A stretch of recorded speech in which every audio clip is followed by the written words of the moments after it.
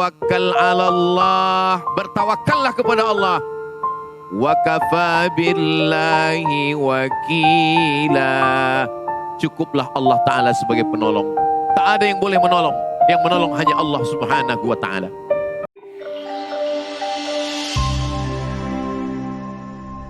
Ayamassuhu illal mutahharun, kertas ini tiada boleh disentuh kecuali oleh orang yang suci. Kertas ini dicium. Kertas ini tak boleh dibawa dengan tangan yang rendah. Kertas ini mesti diletakkan di atas dada. Kertas ini diletakkan di atas kepala. Padahal asalnya sama-sama dari kayu, dari dalam hutan.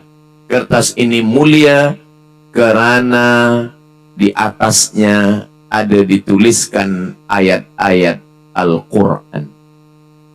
Kertas menjadi mulia karena Al-Quran.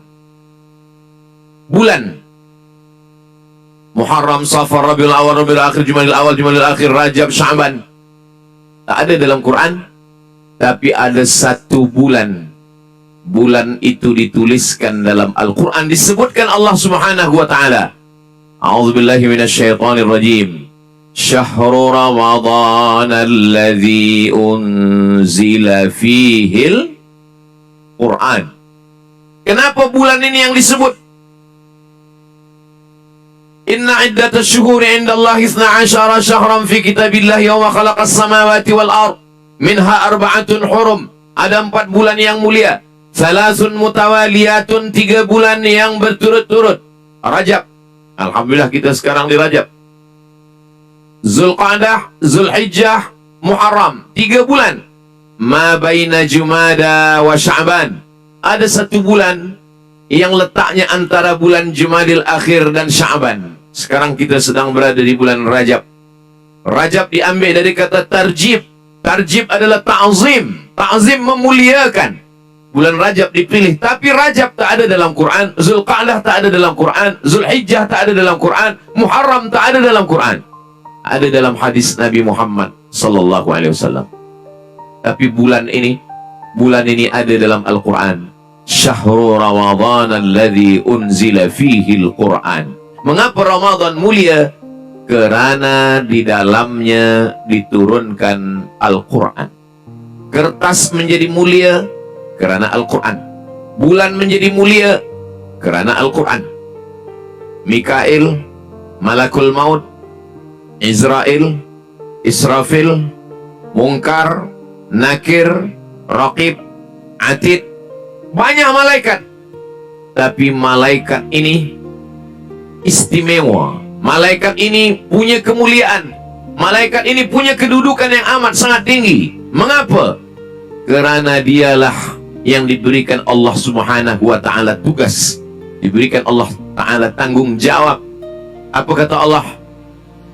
Nazala bihi ruhul amin. Turun ruh. Bila disebut ruh, ada kalanya makna ruh itu memang ruh kita, tapi ada kala maknanya ruh adalah malaikat Jibril alaihi salam. Inna anzalnahu fi lailatul qadr wa ma adraka ma lailatul qadr. Lailatul qadri khairum min alfi syahr. Tanazzalul malaikatu war ruh.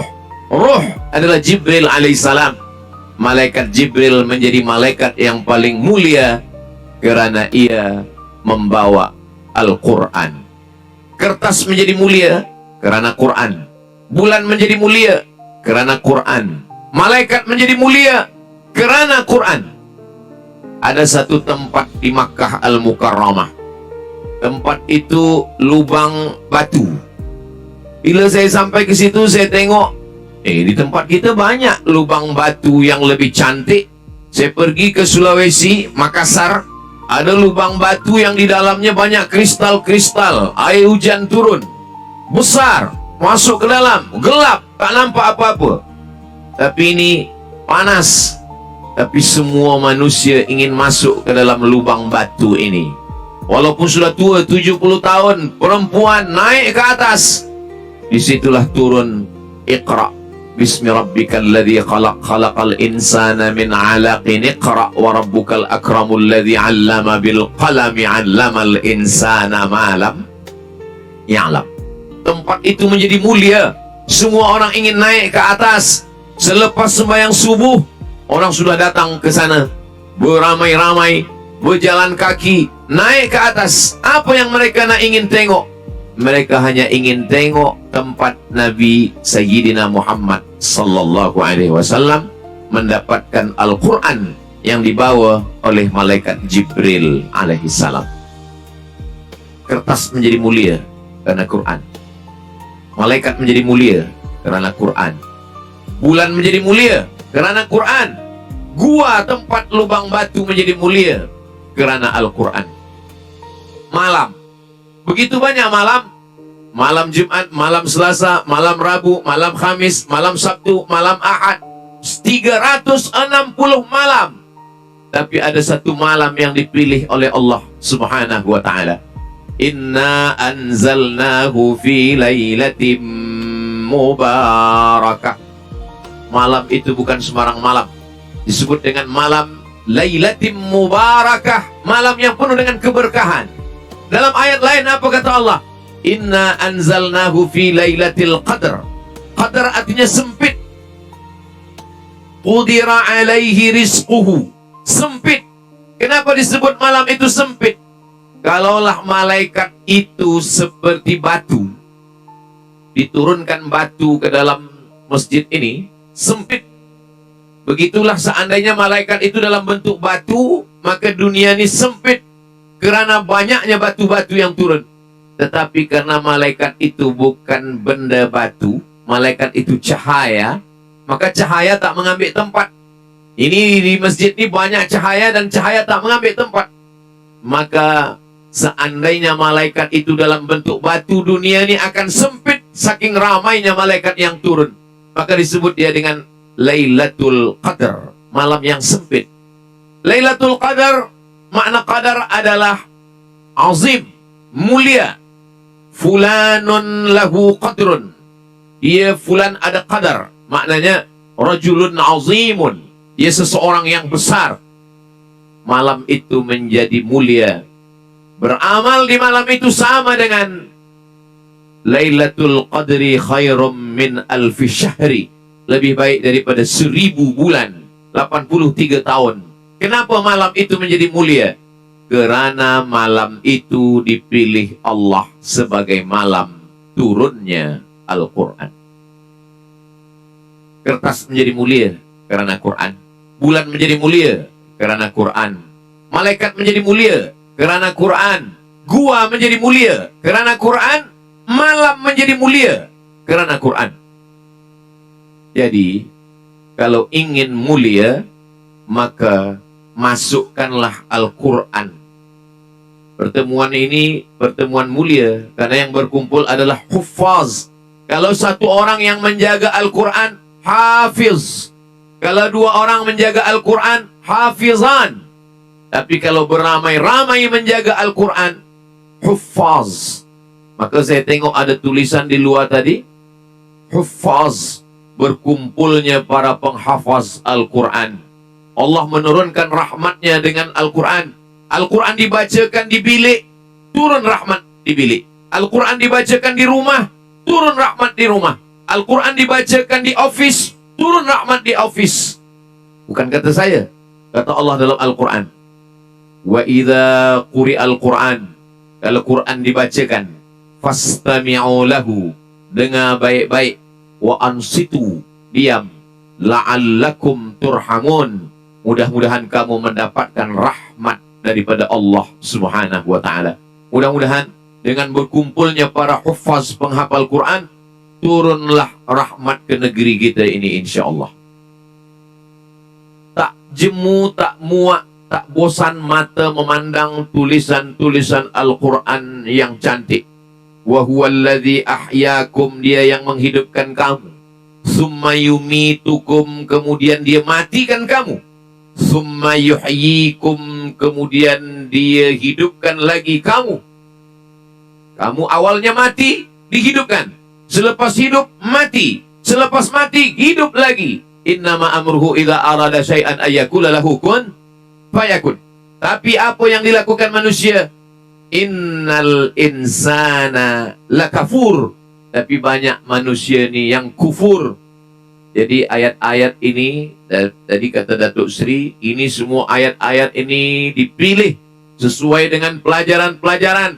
Jadi sesiapa saja yang lepas daripada sembahyang, dia keluar dari pintu yang pertama, dia diingatkan bahwa dulu kamu mati, selepas itu kamu hidup, selepas itu kamu mati lagi. Tapi banyak manusia yang ingkar, dia pun ingat membaca ayat itu. Ya ayyuhan nasu ittaqu rabbakum. Wahai manusia, ittaqu, takutlah kamu rabbakum kepada Allah. Wakhshaw, takutlah kamu. Yauman, ada nanti masanya suatu hari. La yajzi waladun, seorang anak, walidun an waladihi. Seorang ayah tidak boleh ditolong anak, seorang anak tak boleh menolong ayah. Hari ini anak ditolong ayah, hari ini ayah ditolong anak, hari itu anak tak boleh menolong ayah, ayah tak dapat ditolong oleh anak. Apa lagi? Wala mauludun huwa jazin an walidihi syai'a. Sikit pun tak boleh menolong. Yang menolong kita hanyalah amal-amal saleh.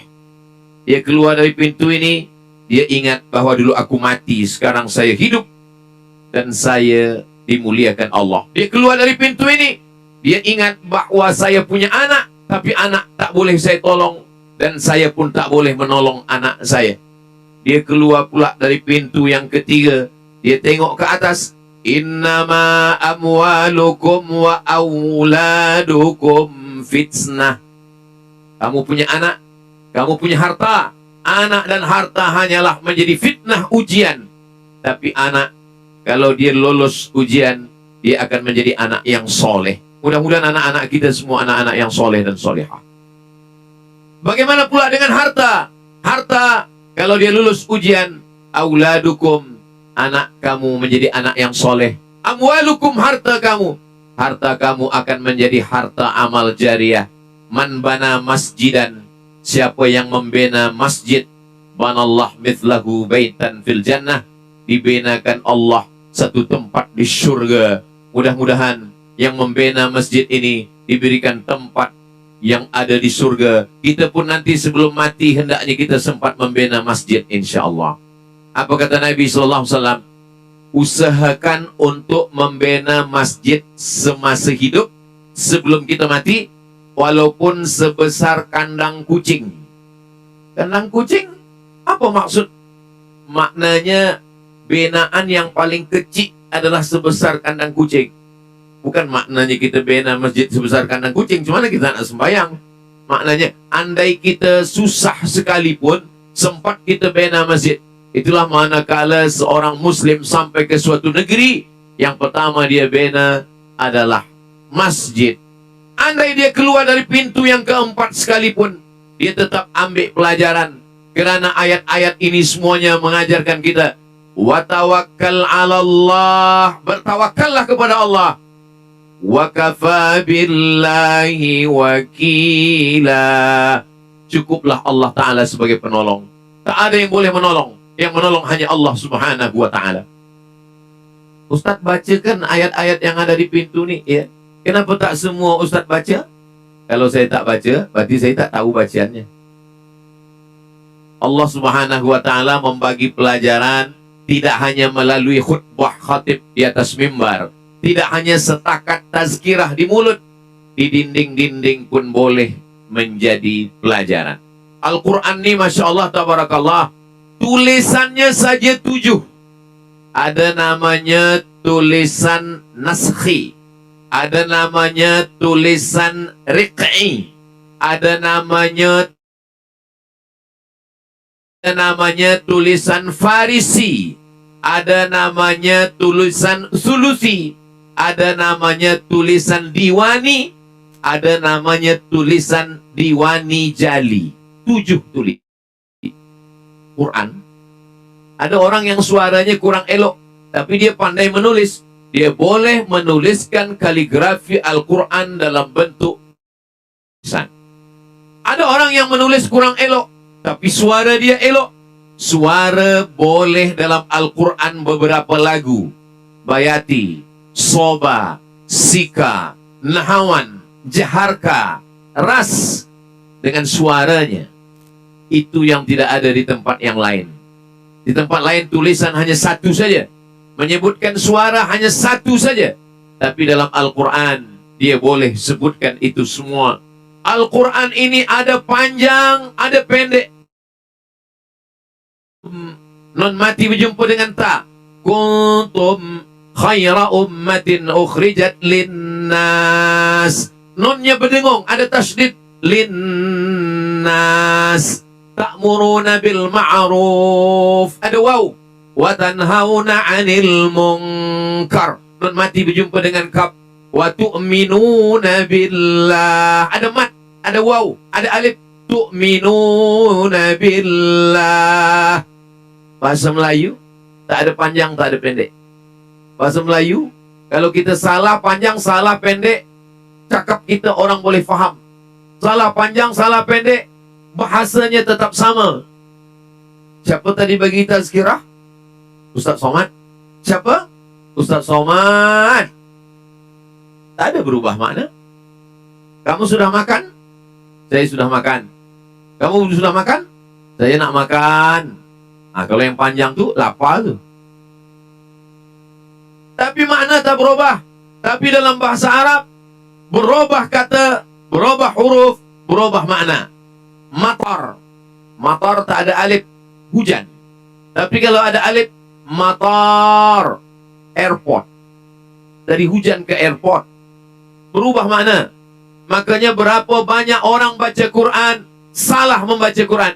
Rubbatalil Quran wal Quranu yal'anuh. Berapa banyak orang baca Quran dilaknat oleh Quran. Kenapa dilaknat oleh Quran? Kerana salah membaca Al-Quran. Alhamdulillah Ustaz Abdul Somad, saya tak pernah salah baca Quran.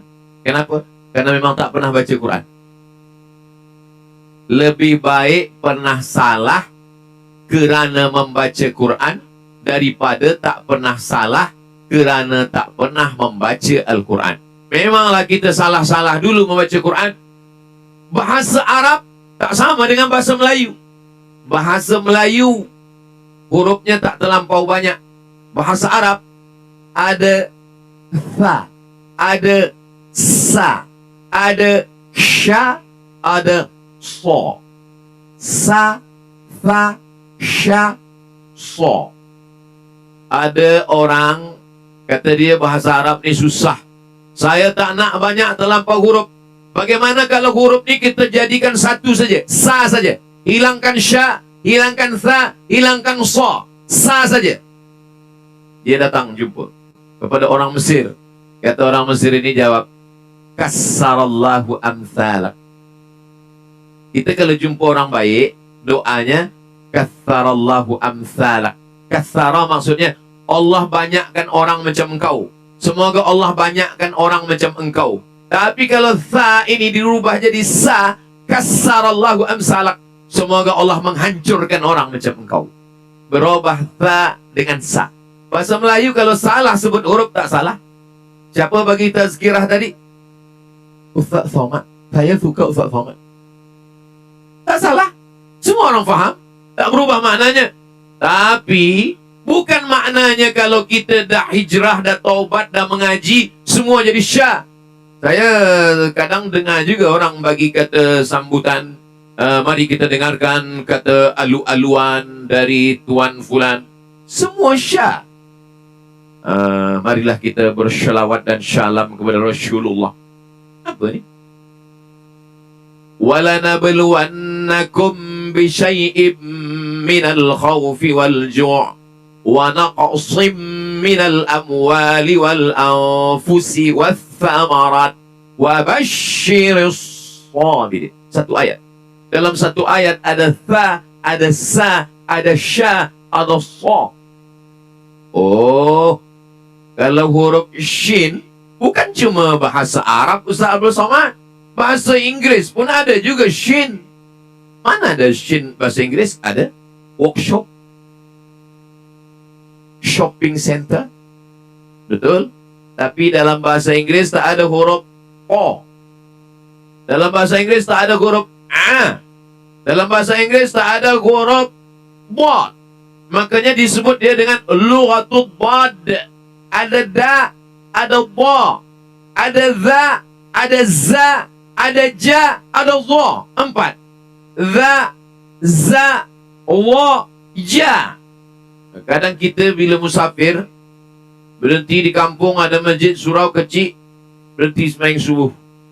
Ghairil maghdubi alaihim waladdallin. Amin. Bismillahirrahmanirrahim. Ijaja. Apa ja semua ni? Ada la, ada ja. Maka kita dari kecil lagi sudah diajarkan mengaji ke surau. Budak-budak kecil 1 jam sebelum azan maghrib sudah pergi mengaji ke surau. Kata orang dunia ni sudah rosak. Kata orang dunia ni dah nak kiamat. Kata orang budak-budak kecil sudah melupakan Al-Quran. Kata orang sudah tak ada lagi yang pandai membaca Al-Quran. Tapi hari ini betapa senangnya hati kita. Budak-budak kecil guna sorban, guna imamah. Kenapa mereka bersorban guna imamah? Kerana Nabi Muhammad sallallahu alaihi wasallam bersorban guna imamah. I'tamma Rasulullah sallallahu alaihi wasallam.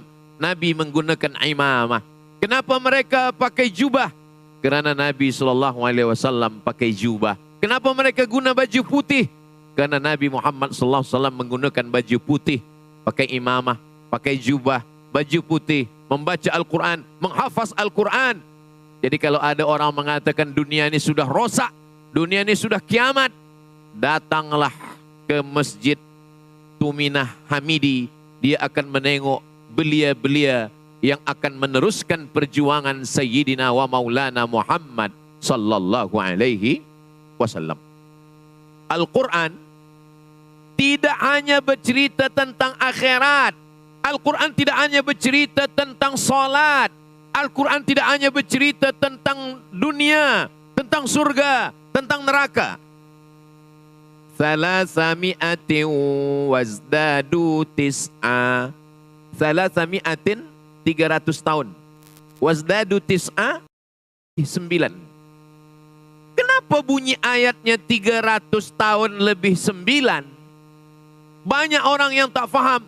Kenapa bunyi ayatnya Ashabul Oktober, November, Desember ada 11 hari. Setahun 11 hari. 2 tahun 22 hari. 3 tahun 33 hari. Kalau kita tertidur di dalam gua, wasdadu tis'an lebih 9 maknanya kalau dihitung kira dengan Januari, Februari 300 tahun. Tapi kalau dihitung kira dengan Muharram, Safar 300. Kira-kira yang saya sampaikan ini boleh difahami tak boleh? Boleh. Jadi saya kalau ditanya orang, umur Ustaz berapa sekarang? Nak Januari atau Muharram? Apa maknanya? Allah Ta'ala ingin mengajarkan kepada kita bahawa cara menghitung kalender dunia ini dengan 2 cara. Yang pertama dengan syamsiah, matahari, Januari, Februari. Yang kedua dengan qamariyah, Muharram, Safar. Kenapa Allah menciptakan matahari dan bulan? Lita'lamu adadas sinina wal hisab. Supaya kamu tahu bagaimana cara menghitung bulan dan tahun. Al-Quran sudah bercerita tentang ilmu astronomik yang bercerita tentang perhitungan bulan dan tahun. Ini sungai. Air sungai tawa. Air sungai masuk ke dalam laut, air laut masin. Tapi air laut tidak masuk ke dalam sungai.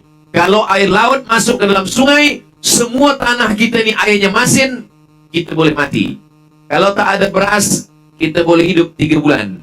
Kalau tak ada air, kita boleh hidup 3 hari. Kalau tak ada harapan, kita hanya hidup 3 second.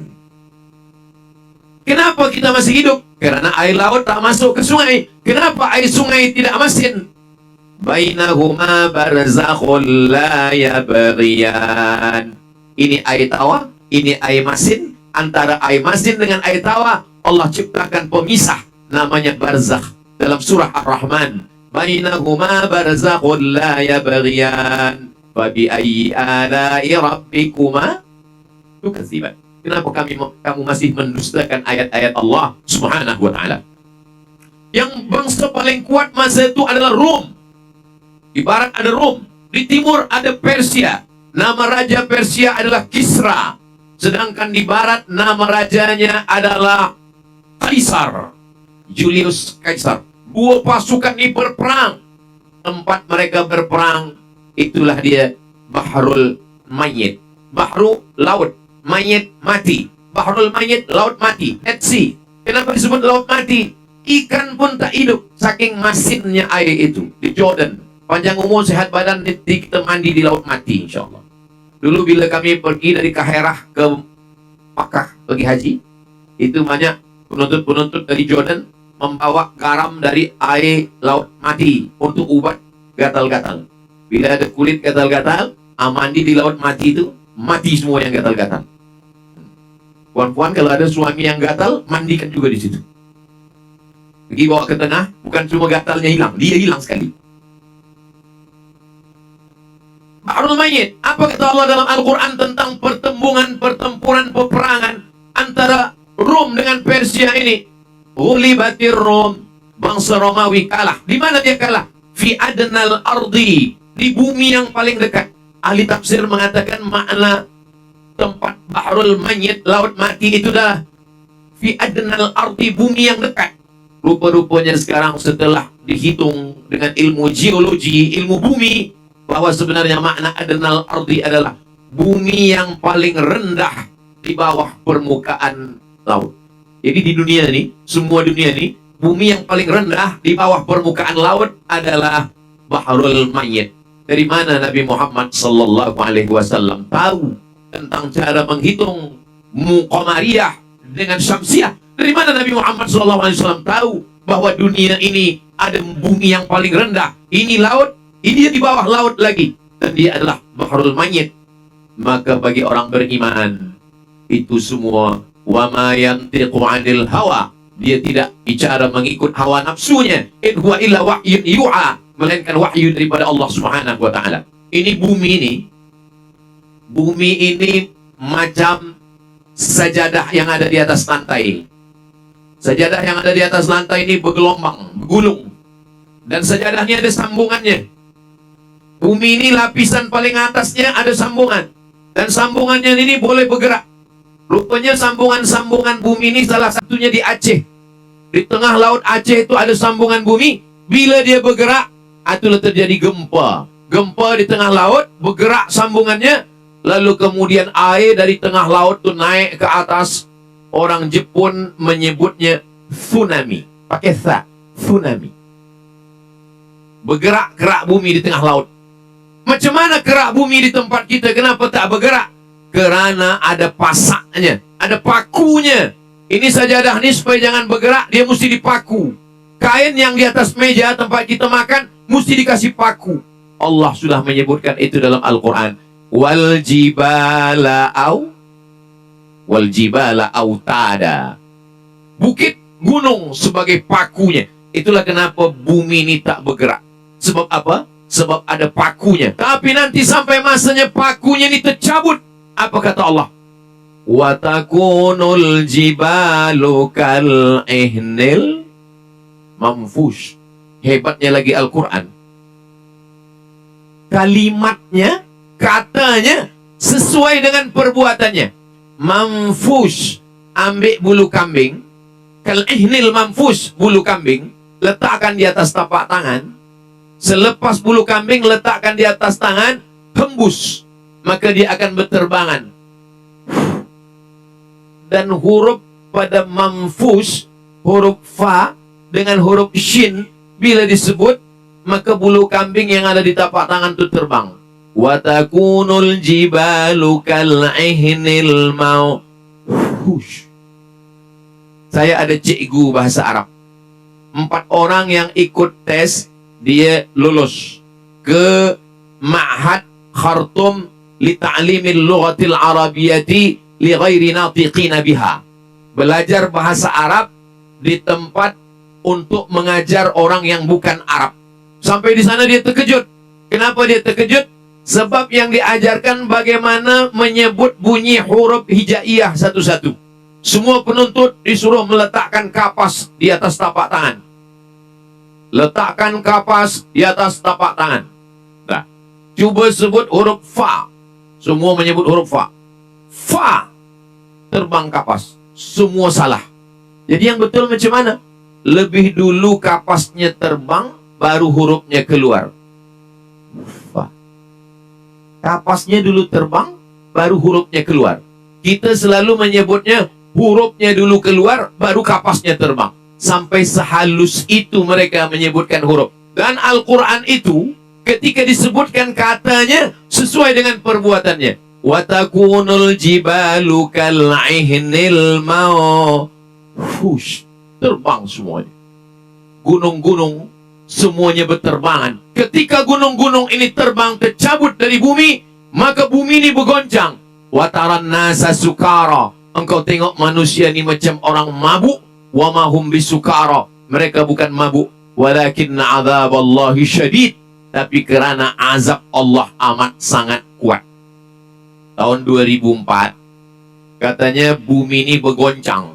Jadi yang di Sumatera, ada satu profesor dari Institut Teknologi Bandung, ITB. Kata profesor ini, bumi yang ada di Sumatera, di Riau, di Aceh, di Medan, itu buminya bergoncang. Sebab lepas tsunami, maka semua masjid-masjid mesti ukur arah kiblat. Sebab bumi bergoncang. Semua masjid pun mengukur arah kiblat. Makanya nanti puan-tuan kalau pergi ke Aceh, ke Sumatera Utara, ke Riau di Sumatera, banyak masjid yang begini, arah kiblatnya begini. Kenapa? Karena kata dia bumi ini bergoncang. Tapi ada satu masjid, saya tengok. Ini Masjid An-Nur, dekat-dekat deh, jarak 2 km. Ini Masjid An-Nur. Ini satu lagi Masjid Akramun Nas. Masjid Akramun Nas ni saya tengok beralih, bertukar. Tapi Masjid An-Nur tidak. Kata saya, kalau memanglah bumi ini bergoncang sebab tsunami, kenapa masjid ini bertukar arah? Kenapa masjid ini tidak? Lalu saya tanya pengerusi masjid.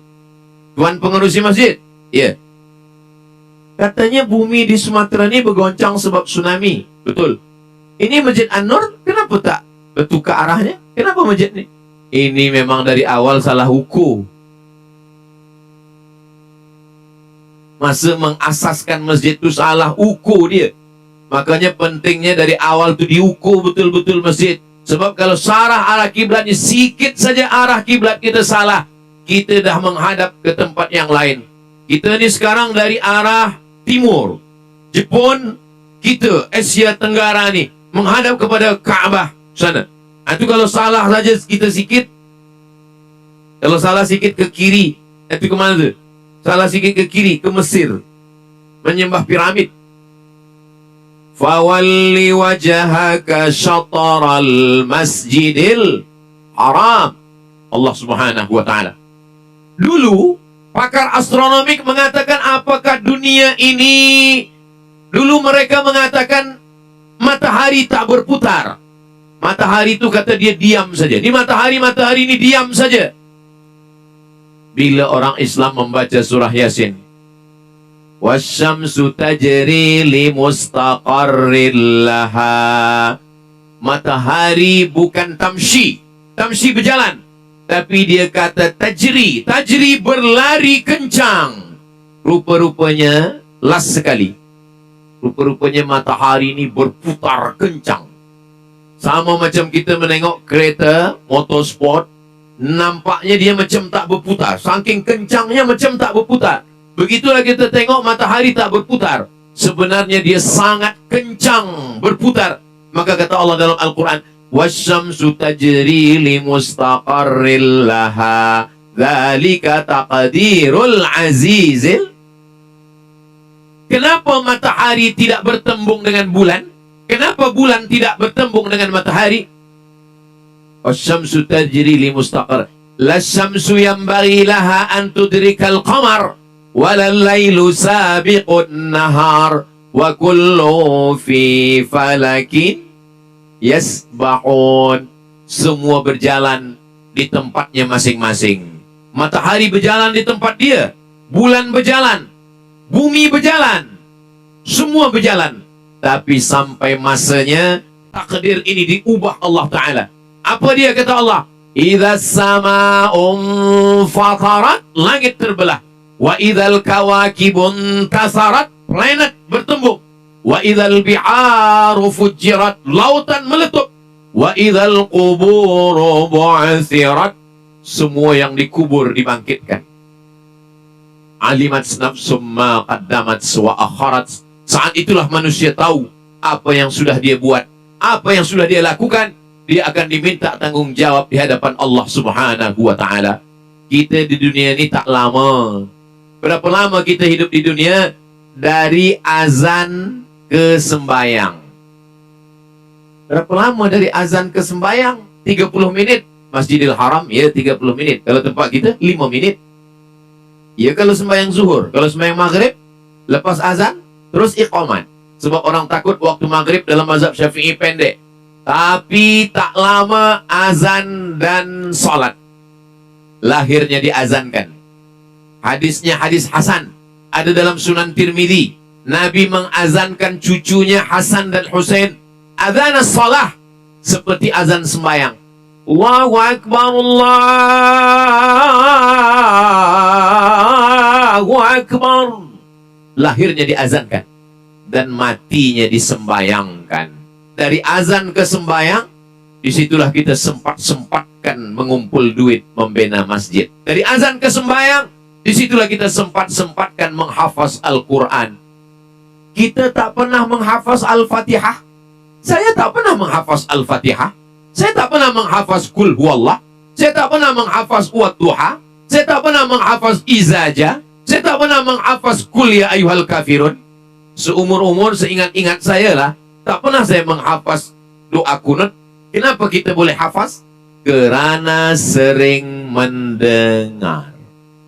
Jadi, lelaki di rumah dia jadi imam sembahyang tahajud malam. Ghairil maghdubi alaihim waladdallin.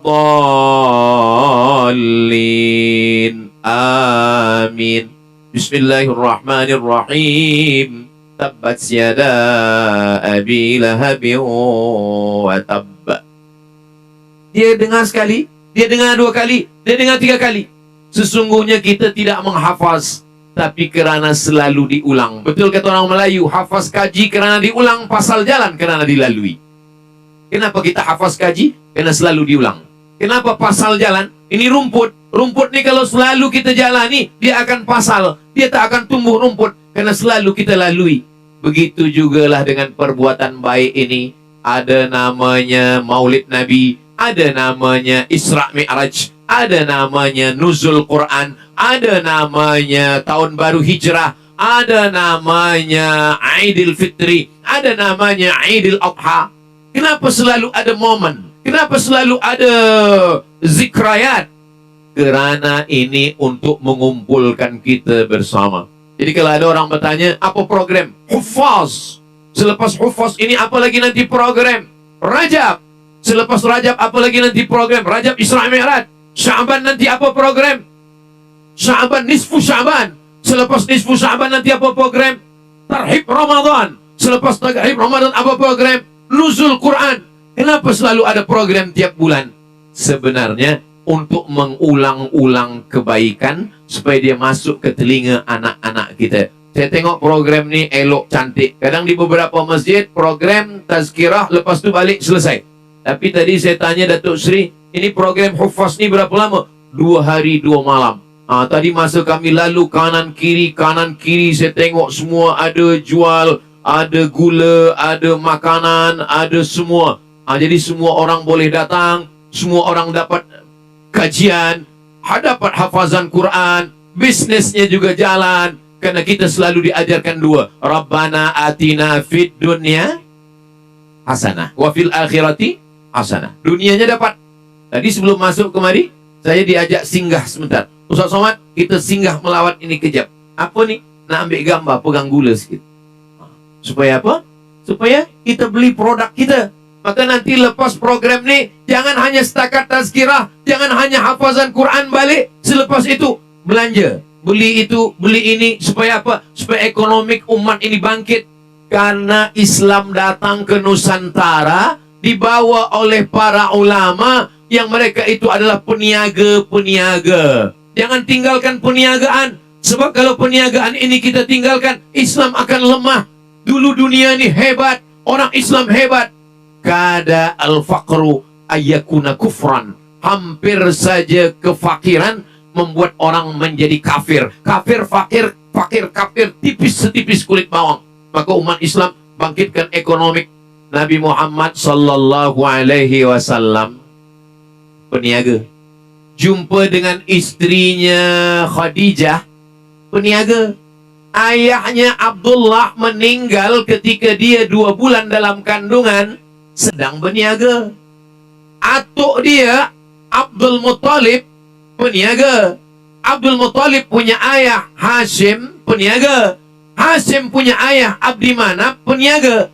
Abdi Manaf punya ayah Qusay. Qusay lah yang membina rumah besar di Makkah, namanya Darun Nadwah, peniaga. Ketika turun ayat riba turun, yang pertama diharamkan adalah riba Abbas. Abbas pakcik Nabi, peniaga.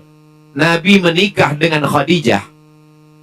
Maharnya 20 ekor onta. Cubalah hitung 1 ekor onta berapa ringgit. 20 ekor onta ditambah emas beberapa auqiyah. Jadi kalau ada yang mengatakan Nabi Muhammad itu miskin, Nabi Muhammad itu susah, dia kena baca lagi sejarah. Nabi Muhammad menikah, maharnya 20 ekor onta dengan emas beberapa auqiyah. Saya sebenarnya menyampaikan ini khawatir, sebab bila saya sampaikan khawatirnya nanti di Perak naik harga mahar. Sebab ini nanti kata orang, Datuk Seri jangan bawa lagi Ustaz Somad ke Perak nih, dia sebab merosakkan harga mahar, banyak belia tak jadi nikah. Tujuan saya bukan itu. Saya cuma nak bagi tahu bahawa Nabi Muhammad SAW bukan miskin, tapi dia hidupnya hidup cara orang yang biasa-biasa sahaja. Ketika itu kan waktu dia muda, macam mana ketika dia sudah tua? Nabi Muhammad SAW berkurban menyembelih 63 ekor unta. Sihat badan dia, haji wada, umur dia 63 tahun.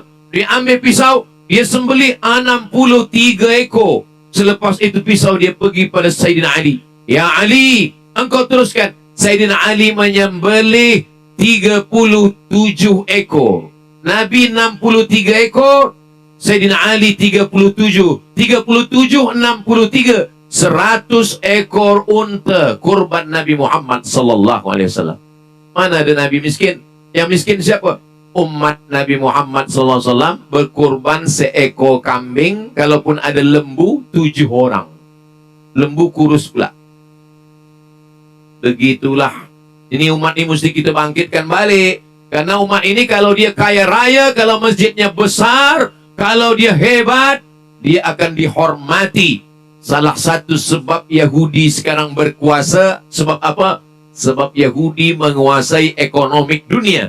Padahal dulu di Madinah, Nabi Muhammad sallallahu alaihi wasallam membina pasar, tempat berniaga. Ini tempat berniaga Yahudi, riba, tipu, dusta, bohong, zalim, aniaya. Kata Nabi, man ghasyana falaysa minna.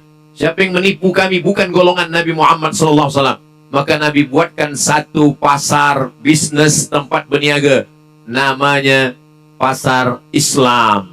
Siapa yang masuk ke dalam, dia mesti faham jual beli. Maka dalam fiqh ada fiqh taharah, ada fiqh salat, ada fiqh puasa. Tapi ada fiqh muamalah, jual beli, gadai menggadai, pinjam meminjam. Maka jangan hanya belajar fiqh taharah, darah haid, darah nifas, darah bisul, darah ayam, darah nyamuk. Tapi bahaskan juga macam mana jual beli, macam mana rukun pinjam meminjam. Ayat yang paling panjang dalam Al-Quran bukan tentang sembahyang. Ayat paling panjang dalam Al-Quran bukan tentang puasa. Ayat paling panjang dalam Al-Quran, Al-Baqarah 282, satu muka surat. Ya ayyuhalladzina amanu idza tadayantum bidainin ila ajalim musamma faktubu. Menulis hutang piutang. Sekarang itulah yang dilalaikan orang Islam. Dalam hutang piutang mesti suuzan. Bila dibayar, apa yang dipinjam, wastashhidu syahidaini min rijalikum, mesti ada 2 orang saksi. Mesti ada orang yang menulis. Begitulah Allah Ta'ala mengatur. Tidak ada ayat dalam Al-Quran solat maghrib 3 rakaat, 2 rakaat berbunyi, 1 tak berbunyi. Tak ada. Tak ada ayat dalam Al-Quran solat asar 4 rakaat tak berbunyi. Tak ada. Ini kejap lagi dah masuk asar. Pukul 20 minit lagi. Saya di mana-mana tazkirah 1 jam. Tapi tazkirah yang paling panjang di masjid ni lah. Tazkirahnya sampai azan asar.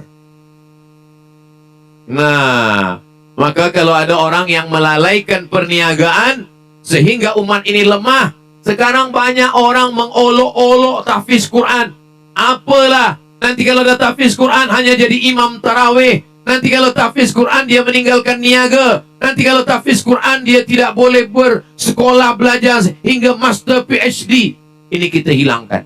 Saya pergi ke IIU, International Islamic University, berjumpa dengan rektor. Rektor bercakap pada saya, Ustadz Abdul Somad yang paling banyak dapat scholarship beasiswa fakulti perubatan adalah para penghafaz Quran. Ada penghafaz Quran datang kepada saya, Ustaz Abdul Somad, iya, saya hafaz Quran 30 juzuk. Kalau hafal 30 juzuk, berarti satu hari dia murajaah 2 juzuk. Kalau murajaah 2 juzuk, minim sikit-sikitnya 2 juzuk, maknanya 1 bulan dia khatam 2 kali. Dan 1 tahun dia khatam 24 kali khatam. 24 kali khatam. Betapa beruntungnya ayah, ibu yang punya anak penghafaz Quran. Doakan juga supaya anak-anak saya menjadi penghafaz Quran, insyaAllah. Amin. Tapi penghafaz Quran jangan hanya setakat menghafaz Quran. Datanglah penuntut ini pada saya, Ustaz Somad, iya, saya dah hafaz Quran 30 juzuk. Saya ada 2 kesempatan, nak ambil fakulti syariah Islamic Law atau saya ambil fakulti perubatan.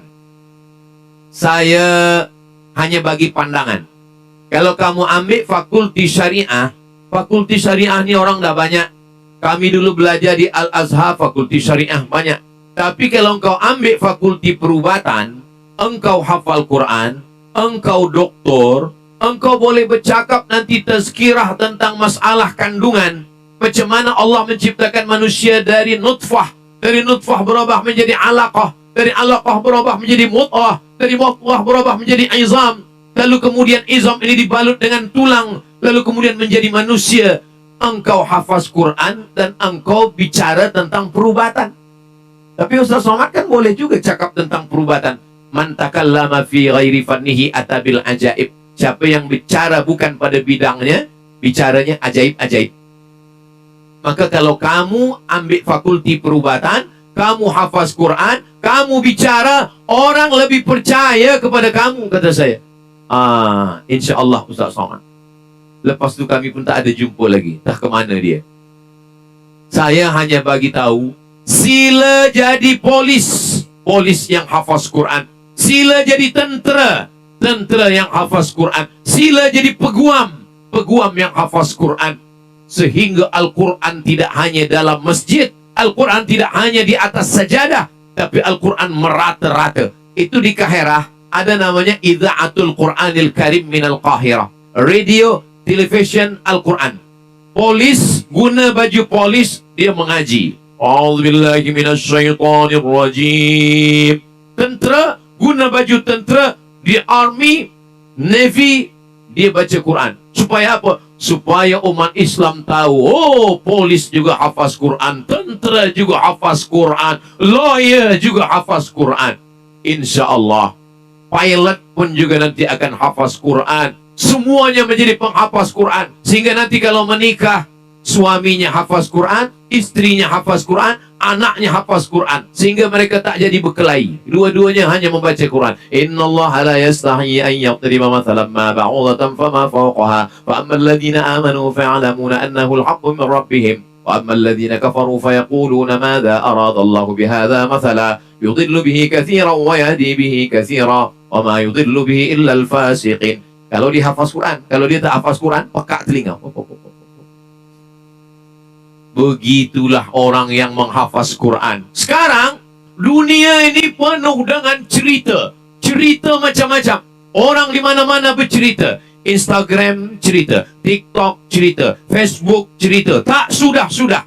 Tapi kalau dapat suami hafaz Quran, isteri hafaz Quran, dia tutup handphone, dia murajaah menghafal Quran. Pikiran dia fokus kepada Al-Quran. Saya doakan supaya penuntut-penuntut ini nanti istrinya hafaz Quran, suaminya hafaz Quran, anaknya hafaz Quran. Yang belum ada berjodoh, segera dapat jodoh istri penghafaz Quran, insyaAllah. Amin. Saya tengok yang sebut amin yang dah menikah pula. Allahumma rahamna bil Quran waj'alhu lana imamau wa nurau wa hudau wa rahmah. Allahumma dhakkirna minhu ma nusina wa'allimna minhu ma jahilna warzuqna tilawatahu ana al-laili wa atrafan nahar waj'alhu lana hujjatan ya Rabbal Alamin. Doa itu sangat elok dibaca. Saya tak pernah menghafaz doa itu. Tak pernah saya hafaz doa itu. Kenapa saya hafaz? Sebab setiap khatam Quran itulah yang dibaca. Allah. Ini penting. Kadang tuan yang tidak imam, yang tak ustaz, yang tak qari, yang tak hafiz, balik dari umrah berkumpul, ada majlis walimah, tiba-tiba disuruh orang baca doa. Alhamdulillah, pada majlis ini ada pula jamaah kita baru balik haji. Cuba baca doa. Kalau kita hafaz, kita tinggal baca. Allahumma rahamna bil Quran waj'alhu lana imaman wa nura. Kalau tak hafaz, kita sakit perut ke belakang, ke tandas kejap. Itulah gunanya kita baca ni. Doa ni sangat elok. Baik dibaca pada khatam Quran maupun pada majlis-majlis. Allahumma rahamna bil Quran. Turunkan rahmat kepada kami bibarakati dengan berkahnya Al-Quran. Waj'alhu lana imaman. Jadikan Quran sebagai imam kami. Wahudan, hidayah. Wa nuran, cahaya. Wa rahmah, turunnya rahmat kasih sayang Allah. Allahumma alimna, ajarkan kami. Minhuma jahilna, kami jahil, kami tak tahu. Ajarkan dengan Al-Quran. Wa zakirna, ingatkan kami. Minhuma nusina, yang kami terlupa, yang kami tak ingat. Waj'al warzuqna tilawatahu. Ada penghafaz Quran. Nanti kalau kamu ditanya Allah Ta'ala, siapa saja yang akan kamu bagi syafaat? Ibu, ayah, abang, adik, istri, anak. Kalau saya boleh minta, bagilah saya satu. Boleh? Jadi bunyinya macam tak nak bagi. Sebab apa? Man dzalladzi yashfa'u 'indahu illa biiznih. Siapa yang boleh memberikan pertolongan kalau bukan kerana izin Allah? Kalau tidak diizinkan Allah, tak boleh menolong. Mana bunyinya? Wattaqu yauman, takutlah kamu pada hari itu. Ayah tak boleh menolong anak, anak tak boleh menolong ibu dan bapa. Yauma yafirrul mar'u min akhihi. Saudara kandung akan lari. Wa ummihi, emak kandung. Wa abih, ayah kandung. Wa sahibatihi, istri lari dari suami. Suami lari dari istri. Wa bani, anak-anak pun akan lari dari ayah, ibu, keluarga. Tapi ada yang boleh menolong. Siapa dia? Al-Quran boleh menolong. Dan penghafaz Quran memberikan syafaat. Mudah-mudahan anak puan, anak tuan yang sedang menghafaz Quran, tolong mereka di sekolah, di madrasah, di rumah Quran, di pondok tahfiz Quran. Cikgu, tuan guru sudah mengusahakan mereka. Jangan kita rosakkan dengan bagi makan riba. Jangan bagi makan haram. Jangan susahkan mereka. Tolong mereka, doakan mereka. Bila di waktu malam dia sedang tidur, bacakan Al-Fatihah, hembuskan ke kepalanya. Mintakan kepada Allah, jadikan anak saya ini penghafal Quran. Mudahkan dia menghafal Quran. Jangan kita bebankan pikiran dia dengan macam-macam. Penuntut-penuntut yang sekarang berada di pondok, ibu bapa yang sayang dengan anak, bukan ibu bapa yang belikan kereta, bagi bilik, bagi TV, bagi handphone. Bukan. Yang sayang adalah yang meletakkan anak ke tempat majlis penghafaz Quran. Anak saya wajib program hafaz Quran. Anak saudara saya wajib. Kenapa? Karena fitnah akhir zaman yang luar biasa. Yang bisa, yang boleh, yang kuat untuk menjaga anak-anak kita ini, insya Allah dia dijaga dengan Al-Quran. Itulah yang boleh saya sampaikan pada kesempatan yang baik dan mulia ini. Tentu selama 1 jam lebih kurang, banyak cakap saya kata-kata yang tak berkenan di hati, menyinggung perasaan. Saya mohon maaf. Mudah-mudahan apa yang saya sampaikan ini yang baik-baik datang dari Allah, yang tak baik dari hamba Allah yang dhaif. Aku qauli hadza astaghfirullah li wa lakum. Akhirnya saya tutup dengan pantun penutup, menangkap puyuh di Bukit Selasih. Thank you dan terima kasih.